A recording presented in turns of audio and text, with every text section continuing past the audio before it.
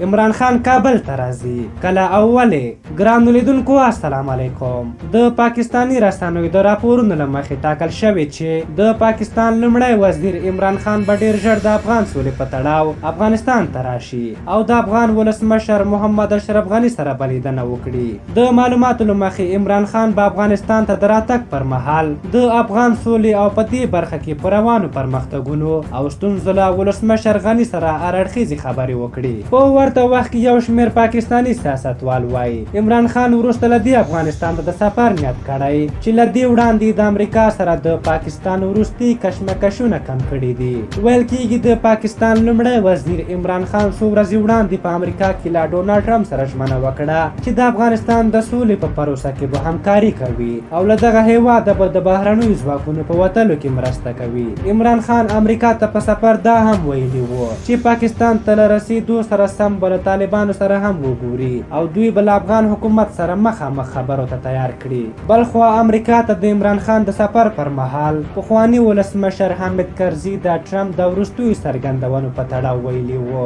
دواړو هیوادونو د افغان سولې په تړاو پټې معاملې کړې دي. اوس نو افغانانو ته پکار ده چې په خپل یووالي دا هیواد د پردیو له منګولو وژغوري.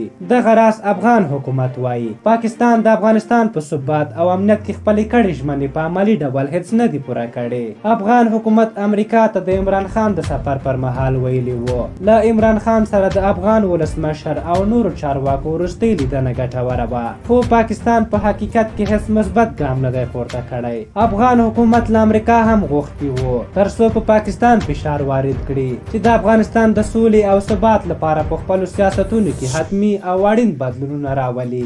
بلخوا د پاکستان د بهرنیو چارو وزیر په خپلو وروستیو څرګندونو کې ویلي هیواد د افغانستان کې د امن راتلو لپاره رښتینې هلې ځلې کوي خو ځینې لوی قدرتونه نه غواړي چې دې هیواد کې امن راشي. شاه محمود قریشي ملتان کې له خبریالانو سره د خبرو پر مهال ویلي پاکستان د افغانستان د امنیت په برخه کې عملي ګامونه پورته کړي او ان امریکا هم د هلې ځلې ستایلې خو ځینې قدرتونه نه غواړي چې افغانستان کې ثبات راشي. په هر حال تاسو د عمران خان د سفر په هکله څه نظر لرئ؟ آیا فکر کوئ چې پاکستان به بالاخره له خپل دوه مخې سیاست لاس واخلي او واقعا به د افغان سولې په برخه کې مثبت رول ولوبوي او که نه؟ خپل نظرونه مو راته په کومنټ کې ولیکئ.